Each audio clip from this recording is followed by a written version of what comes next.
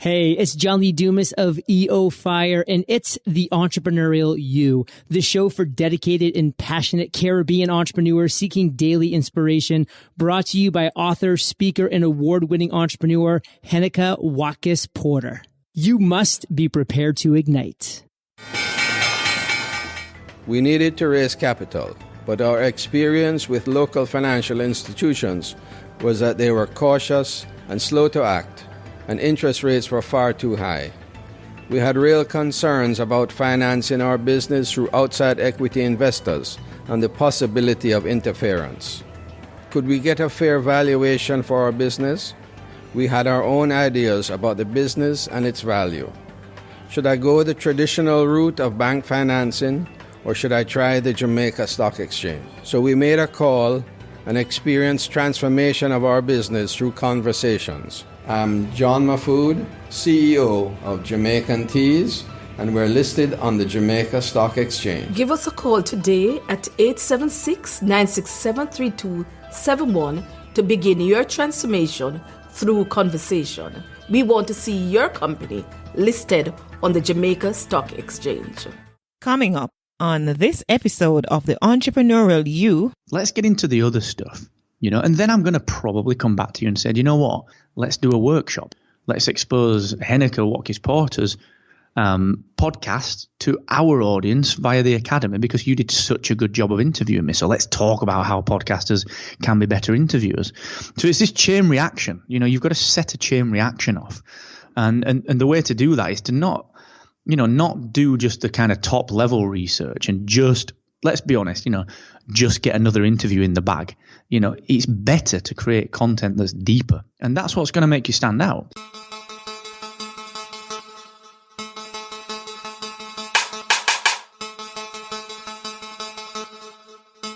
A podcast is a great way to develop relationships with hard to reach people. That's what Tim Page said.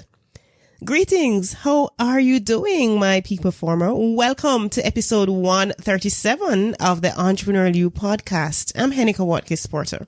Today's episode is with Mark Asquith. Mark is CEO and co-founder of Rebel Based Media, one of the UK's leading podcast companies, and was a visionary behind its suite of products, including Captivate.fm and podcast websites. So no better person to talk to about some unconventional ways to grow your podcast than Mark Asquith. Welcome, Mark. Hello, how are you doing? I'm absolutely fantastic. Before we dive in, though, who was the last person you spoke to from Jamaica? I don't know, I don't know if Angel Jones is there. I'm not sure, maybe Angel. No, he's actually from Trinidad. He's my friend, too. Oh, is he? I thought it was in Jamaica. Well, in that case, It was you the last time we spoke. Yeah, well, it's me. All right, no problem. And that would have been at Podcast Movement. It was so great to actually meet you there in person. Likewise. So we are heading into our conversation about some unconventional ways to grow a podcast, grow our audience. Now, before we do that, however, I want you to share with us a little about your entrepreneurial journey. From the tech perspective, you've been instrumental co-founder and CEO of Rebel Based Media, just recently launched Captivate.fm and so on. So just share a little about what those companies do and just kind of give us a brief into your journey. Yeah, no worries. So Rebel Based Media is kind of the parent company, or the main brand that develops different podcasting products. So we develop podcast websites, which is a managed WordPress platform for podcasters. We develop Podcast Success Academy, which is a learning membership that teaches you how to launch your podcast in 28 days, build your audience and generate some revenue. We own an interaction platform called Productivity, which is a bit of a stealth kind of startup tech product.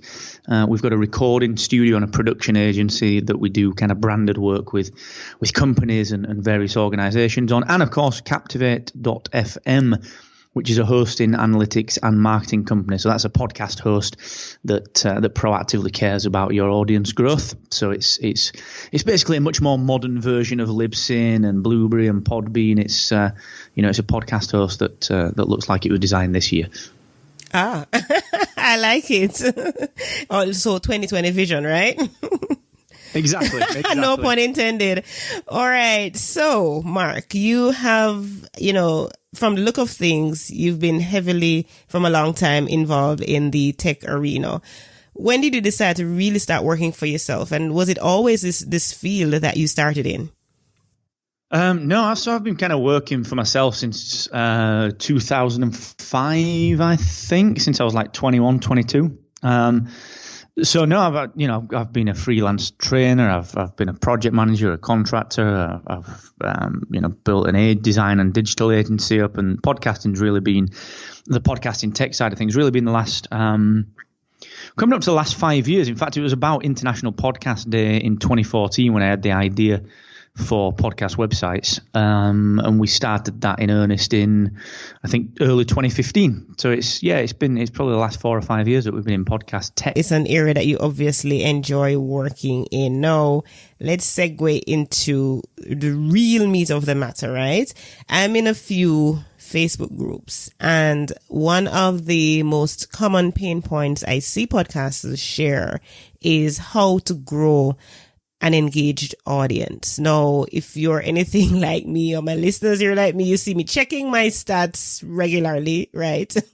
Wanting to see how my download numbers are looking and so on. And we have that, especially when you're a young podcaster. So let's talk about some of the ways, Mark, that we can grow our audience that maybe, thought of as unconventional. And this is against the backdrop of I was, as alluded to earlier, at Podcast Movement, and Rebel Based Media produces nice little booklets, 9 unconventional ways to grow your podcast. And I really, really, really love it. And so I want you to share from that, Mark, some of those ways that we're not perhaps be overlooking. Yeah, well, I think the first thing you've got to understand, and it sounds really crass and it sounds really like a terrible thing to say, but no one really cares about your podcast. Like, no one honestly is interested at all in another podcast spun up, because I think the thing to consider is we've been podcasting has been ruined a tad, not ruined, but I think it's been distorted a tad by a lot of the kind of businessy podcasts. You mentioned that quote from Tim Page. Tim's a friend of mine, used to work over at Lead Pages, does a lot of voiceover work. And, he said that's a great way of connecting with people that are hard to reach. It is, but that's what's ruined podcasting.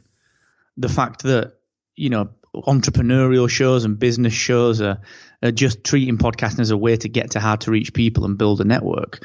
Like, you wouldn't do that with a YouTube channel. You wouldn't do that with a TV show or a movie. So it's kind of, we're seeing this through the wrong lens. We're seeing this through just this business lens, when really, podcasting is an entertainment medium.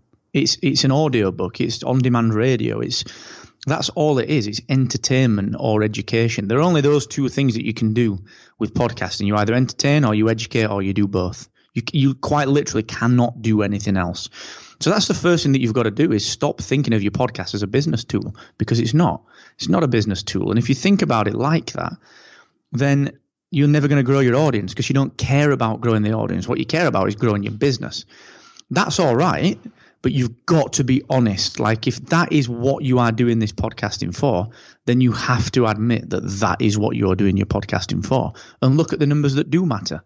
That might not be downloads. It might be email subscribers. It might be course sales or product sales, So that's the first thing. We've got to think that the biggest podcast, I can't think of one big, and I mean truly big, business podcast. There aren't any. There are no giant business podcasts, not one. If you... There aren't. You look at any of the big shows that are in business, look at their download numbers in comparison to an actual big podcast like Tim Ferriss or some of Aaron Mankey's stuff or anything from Wondery. None of those guys are getting 300,000 downloads an episode. So this is what we've got to stop looking at. We've got to start thinking of podcasting as an industry and where we fit into that industry. Because if we're just comparing ourselves to business shows, that's like it's like comparing yourself to something only halfway up a ladder. You may as well compare yourself to the top. So that's the first thing. You've got to understand where you fit into this industry, and then you've got to figure out, like, what do your audience want from you. And I talk about this in this 9 Unconventional Ways book. If all you're doing is if you're just saying I'm adding value. Like, what's that? What does that mean? It's ridiculous. It's like a plumber turning up and saying, I am a plumber. That's my selling point. Like, by virtue of simply having the tools to be a plumber, you have to be able to be a plumber. By virtue of turning up and turning a microphone on, you have to be adding value. Like, that's not a selling point, So we've got to get really specific about this. What do you actually do for people? Why should they even care about you when there's 20,000, 30,000 podcasts starting up every 3-4 months? Why do you stand out? And it's not a cookie cutter format. It's not copying someone else. It's not putting on fire at the end of everything or saying it's something-preneur. Like, that is, you just can't do that anymore. It's not 2012, 2013. That just doesn't work anymore. So you've got to come up with a format that really works for you, that puts your own personality right at the front of it. Because, Tim mentioned that it's a way of reaching hard to connect with people. And that is true. But those hard to connect with people are just saying the same thing on every podcast, because guess what? Every other podcast host is trying to get them on their show. So you've got to think about, what do you bring to the party? Like, what can you do to leverage your guests in ways that they enjoy? You get Pat Flynn on the show, you're going to talk about his book, you're going to maybe talk about some other stuff. He's talking about that on every show. Do something different for Pat. Make that an experience that he enjoys. And out of the hundreds of shows that those kind of people will be on, make yours the one that's easy to share, because you talked about something that he never gets to talk about. So let me ask you, let me flip the question, that same thing to you. What would you want to, because you've actually hit a nerve with me when it comes on to, my podcast and seeing it from a business standpoint, which I've openly accepted that, it's one of my business tools, right? And so I am just openly saying that, and I want to know, what could I do to make it different, or ask a question of a Pat Flynn, for example, to make it different, for example? Well, okay. So this might be putting you on the spot, but what do you know about me? Well, I know that you started podcast websites, and that's our first interaction. That was like the very first thing I know about you. And I know that at one point, John Lee Dumas was involved as part of this project. That's the first thing I know about it. I know about you. And so that led me to wanting to find out more. Okay, so that's a perfect example, and it's great. I mean, that's the level of research, and this is completely putting you on the spot. That's fine. That's fine. But it's a great example. I get asked this sort of stuff all the time, like, tell us how to grow your podcast, tell us about your products, which is great. Honestly, I love talking about that. But I'm not really going to share those interviews. By virtue of you asking me that question now, I will probably share this interview. Absolutely. Because we've gone deeper. But the thing is, you get me talking about the things I actually enjoy, so you get me talking about the stuff that I do outside of this. Why do I think Star Wars is fantastic? Why do I do a Star Wars hobby podcast? Why do I think that Kyle Rayner is the better Green Lantern and Wally West is the better Flash? Why do I like DC Comics so much? Why do I spend my weekends with my nephews and nieces? Like, this is all stuff that's in the public domain. It's on Instagram. It's on Twitter. It's not anything that I'm hiding. And that's how you make the interview. Like, it's obvious that I'm going to come on and you're going to ask me about the products. Like, we can get to that, but I'm going to share the interview and expose it to my audience and send it to my email list and stick it all over the place. If someone comes to me and says, you know what, Mark, actually, I know you run Captivate and Rebel Based Media. Like, that's cool, because look, the websites exist, and if I Google you, that's what comes up. Let's get into the other stuff, and then I'm going to probably come back to you and say, you know what?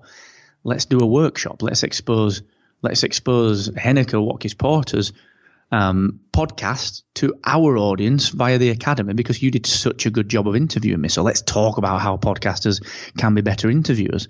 So it's this chain reaction. You've got to set a chain reaction off.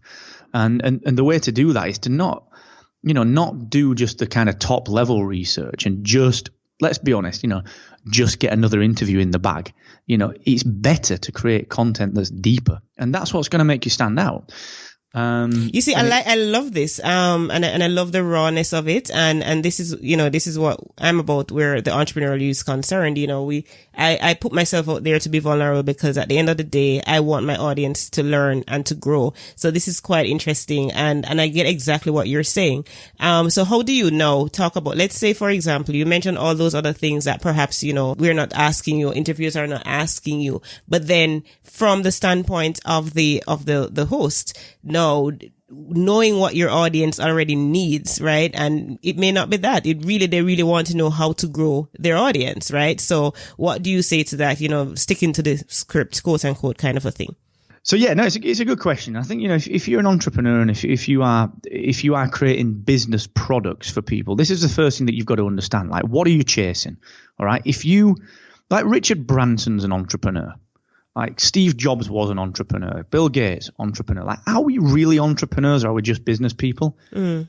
That's the thing to kind of understand. Now, the only reason I'm saying that is not to put the word entrepreneur down, but just to put it in context, because I must get asked 4 times a week to coach an entrepreneur that has not made a dollar, never made a dollar. And I'm like, well, how can you call yourself an entrepreneur? An entrepreneur is someone that spins up multiple businesses and has a proven track record in the past. Otherwise, you are just a business owner. Now, the reason that I'm saying that is that unless you are really clear on what you are pursuing, you're never going to be able to help anyone else. If you are pursuing, quote unquote, financial freedom, quote unquote, entrepreneurial freedom, honestly, you're not going to have your users' best interests at heart, because as soon as you've hit that, you're going to start doing stuff that doesn't benefit your users because you've already hit your goal. But if you are user-centric, if you are people-focused, if you are purely about the audience, and if you've got an abundance of ideas, that's when you can become an entrepreneur after 5 businesses that have done well for themselves. And, you've got to separate that out. Am I for the users, or am I for myself? There's nothing wrong with either. But admitting that you're doing this to earn your own money is the first step. Okay, you have to understand that, because then you can make your decisions. You can say that, right, okay, how do I know what my users want? Well, I need to spend time listening, and I need to spend time researching and digging in. And if I do that, it might mean that I can't get a product out as quickly as I want to, because I have to do the research. So what you've got to really understand is, like, where do you fit into this ecosystem? Because everyone wants to be an entrepreneur. Everyone wants to be a podcaster. Everyone wants to be doing the same stuff. How are you going to stand out, not only in business, but how can you matter to your audience? That's what you've got to do. You've got to matter to your audience. You can't be an option where they can choose someone else. You have to be the option. You have to be the only viable option. And that's the long game. If you do that, you'll create a legacy and you'll create a pile of revenue. And if you understand that, I think you can then start kind of dig a little bit more into what people genuinely want. Walk the conference circuit like we did at Podcast Movement. Go out there, run surveys, run summits, be at meetups and discuss what problems they're having, rather than going in and just pitching a problem. A lot of people will just pitch a problem and they'll say, look, I've created this product that does this. Would you buy it? And then, someone says yes, because it's easy to say yes. And that becomes really clearly a problem, because then that entrepreneur who's yet to make $1 creates a solution to a problem that doesn't really exist based on nothing, So you've got to go about this in the right way, I think that's what I'm trying to get to. Absolutely. And so let's talk about another of the points that you've mentioned. Be strategic about your content and when you release it.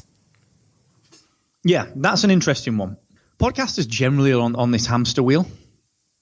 So what that means is that all they want to do is grow their show. But all they actually do, genuinely, all they actually do is produce their show. I am willing to bet that I could pick 10 podcasters out of a hat, and less than 2 of them spend any time actually marketing their content. And that's because all they want to do is just record the next thing, whether it's an interview or a solo show. They want to get it pushed up to Captivate, and they want to publish it out to iTunes. And then guess what? They'll batch record 10 interviews because they can get it all done in one day, and that's brilliant. But they don't do anything else with the other 4 days. They'll not do anything with that. They don't tell people how to listen to the show. They don't educate on why podcasts are great. They don't do any of this stuff. Instead, what they do is they just keep producing more content. And then they wonder why the numbers aren't going up. They wonder why nothing is changing. And it's because they're just simply not telling anyone. They're just quite simply not telling anyone. So when it comes to being strategic about content, what I'm talking about here is, let's say that you have me on your show. When's the best time to release this? It's not just in the natural flow of things. It's when it's the best time for you and for me as the guest. You know, like as an interviewer, it's very easy to just say, well, okay, you're X amount of weeks out, which is great. I get that. But that's just hamster wheel stuff. What about actually saying, okay, Mark, tell me when you've got something coming up that you are launching, or when you've got a big update coming out, or when you're at a next event, or let me know when something's coming up that matters to you. I'll schedule that release around that, and we'll talk about that thing in the interview so that you are much more likely to share that interview because, you're talking about the thing that you're releasing or the timely thing that is going on. So, it's much more about being strategic around events and, getting to know that guest a little bit deeper and understanding when the release will benefit them. If you think of someone doing a book tour, they're talking about that book on every single podcast. Why don't you be the show that releases the day their audiobook becomes free or the day their Kindle book becomes 99 cents on the Amazon store? Why don't you get that traffic and talk to them about that thing on your show? So it's not just a general book release chat. It's actually, tell me why you decided to make your Kindle book only 99 cents for 2 days. And then guess what? Boom, the day before it lands in the sale, who's got the interview? It's you, So that's what I'm talking about with that strategy. And so even with that strategy, I asked the question, I'm thinking in my mind, for those of us who love to systemize things, how does that work? For us. So you don't want to, you want to make sure that, for example, I have, your 6 episodes away to be released. No, I want to make sure that if I have to travel, if I have to do something, and especially if you don't have a team working with, how do you recommend and suggest that we work around that, Mark? Don't publish anything. Literally don't tell me specifically, why do you want to get a podcast out on the weeks you're away? And so here's the thing. When I think about a podcast, and I love this conversation. When I think about a podcast, I think about, and maybe you're going to tell me that's perhaps the wrong mindset, but I compare it to perhaps a TV show, a radio show. It comes on every single time at the same, at the same time of day, every week or every month, whenever that comes on. And so your audience comes to expect that it's coming on. And so to not have one is a disappointment for them to not have a new show out. Okay, I agree with that entirely, and I don't think there's a right or wrong way. I'm just kind of challenging some of this standard kind of base thinking that a lot of people have been taught, because you're right, it is like a TV show. But there's 2 follow-up questions to that, which this is to ask the audience who are podcasting generally. What happens when the Super Bowl's on? And then number 2, I'm a massive Smallville fan, right? I used to love watching Smallville, and they were committed to 24 episodes every season. But only 10 of those were actually progressing the story. There were 14 episodes that were filler, just because they had to turn up. I would much rather just watch the 10 that progressed the story, or that added a pile of value, or that entertained me, rather than them just turning up.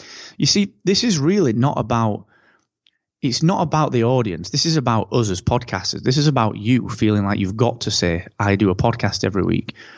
Actually, spin it around. What do your audience want?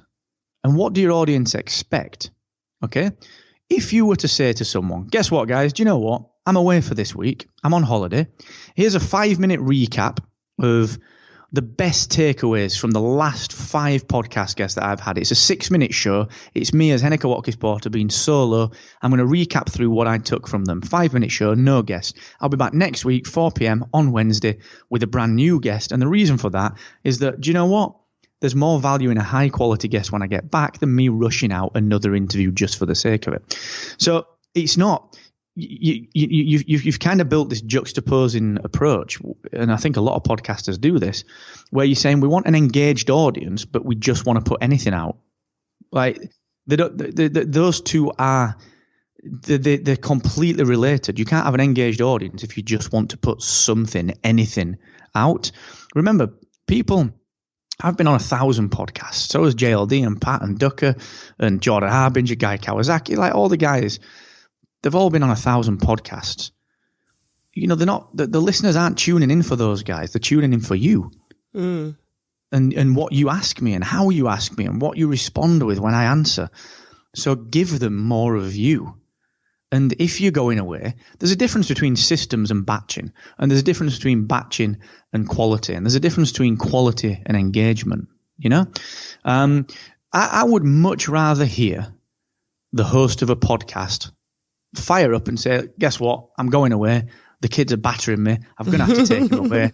They're going to kill me if I don't take them away. We're going to head down. We're going to go to Disneyland. It's going to be brilliant for a week. I'm going to publish on Wednesday a bonus episode, which you can do in Captivate or your podcast host. You know, you mark it as a bonus episode. Comes out at the same time as your standard episode. But it's you riffing, you know, telling me, how's the podcast going? Let me in. Give behind the scenes information. I am willing to bet. I will actually put, in fact, if you want to try this, I will give you a free month of podcast hosting to anyone that tries this and can prove it, that if you let someone in and put a behind the scenes episode out and market that as much as you do an interview show, the numbers on that behind the scenes episode will be higher than your last interview. I'm willing to stake a month of free hosting on that. Okay. Sounds good. Sounds good. Mark, you know, I really love talking with you because you are kind of unconventional and controversial, which is good stuff because you don't need, you know, more of the same. I do like to rant. I apologize. I'm a ranter. It's okay. It's fine. And I'm open to that. You know, we're getting content out and it's just perspective because like you rightfully say, there's really isn't any wrong or right answer. Pretty much sometimes it depends on what works for the audience. And that is why I, you know, even as I train and I coach people into podcasting, one of the things I always say is make sure that you've done your research and you have your ID, you have your avatar and you know exactly who your listener is. And when you have all of those information to work with, then you can make an informed decision. So as we are about to wrap, I want to go after one listener at a time because sometimes we think we want to reach everybody. And in trying to reach everybody, we actually reach no one. So take us through that, Mark. Yeah, it's a really good point. It's something that I really believe in. And just to be clear on what I'm saying here as well, you know, a lot of this is just challenging the thinking. There is no right or wrong with podcast marketing. So what we've got to be clear on with this one-to-one listener is that, like, you know, if you think about podcasting, you're piping into someone's ears. You're quite literally piping into someone's ears. So, you know, rather than saying, hey guys, welcome back to my podcast, it's hello, you, welcome back to my podcast. You know, you're talking to a person. And the key thing with this is that, you know, when you're at a networking event, you know, it's very easy to think, oh, I need to be an online marketer and I need to do all this kind of good stuff and try and attract 10,000 people to my show, which is great. But when you're at a networking event, like just try and get one person listening and try and get the next person listening, then connect those two to each other and get another two people listening, connect those two to each other. And before you know it, you've got this team of advocates who are selling your show for you. And all you need to do is connect one person to the next, to the next, to the next. And that's what the goal is here, is to build your audience slowly but surely, like in Captivate. So, you know, if you're a host with Captivate, if you podcast on our platform, we give you a statistic, which is the average number of listens that you get per day. All you need to do is concentrate on taking that from 100 to 101, and then 101 to 102, 102 to 103, one at a time. And then after a year, suddenly you're at 1,000 downloads an episode, 2,000, 5,000.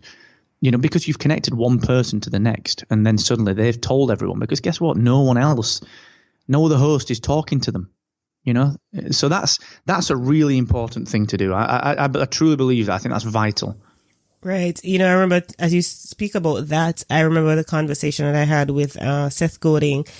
Pretty much that he says that that's how ideas spread. All you need is, you know, a tiny set of people who believe in your idea, and then they begin to spread it to their network, and it did that ripple effect. So absolutely agree with that. Now, I want you to give your final thoughts, Mark, as well as share, because you did mention that you have a giveaway for my audience of peak performers. So I'm going to ask you to share your final thoughts and to share that giveaway. Absolutely, yeah. So, I mean, the podcasting's a long-term thing. It's not a project; it's a commitment, and that's the key thing that you've got to understand. But, if you're a business person, you've got to understand that everything that you do in business is long-term. There are no short-term wins. There are no shortcuts. There are no quick fixes. The only thing you can do is test, measure, and listen. That's the only thing. That's the only way to build a business, quite literally. So, if you focus on that, you can't possibly go far wrong. So, yeah, if anyone wants to kind of dive in, just drop me an email if you want to. The easiest way to do this, actually, a little special offer, is if you want to drop me an email, and you can do that via my email address, which Heneka you've got. Pop that in the show notes, and we'll give away an ebook copy of the 9 Unconventional Ways to Grow Your Podcast.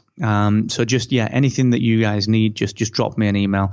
Heneka, you've got that, so feel free to pop it in the show notes, and we'll make sure that everyone gets that little free gift. Absolutely, Mark, my pleasure. It would all be in the show notes. So my guest, of course, has been Mark Asquith. Thank you so much, Mark, for the time that you spent with me. It's been a very interesting discussion, and I do value your time, and I appreciate you. Thank you so much. You're a great host, Heneka. Congrats on all your success. It's fantastic to see what you've been doing for the last few years. Thank you so much, Mark, and thank you for tuning in to this episode with Mark Asquith. I look forward to connecting with you next week. Until next time, remember you can reach me at heneka@Watkis-Porter.com. And I'd love if you just scroll down to the bottom of the show notes page of this episode to learn how you can contribute financially to my work. It takes time, although I enjoy doing this for you. It takes I do it with love and all of that. It takes time. And so the reward is good, yeah? Remember, you were born to win, but to be a winner, you must plan to win, prepare to win, and expect to win. What good? Want to start your podcast but not sure where to host it? Go to Heneka@Watkis-Porter.com and claim your 1 month for hosting on Blueberry. Or if you already have your host but aren't getting statistics on your podcast, you can claim 1 month free stats from Heneka@Watkis-Porter.com. Go ahead and sign up now.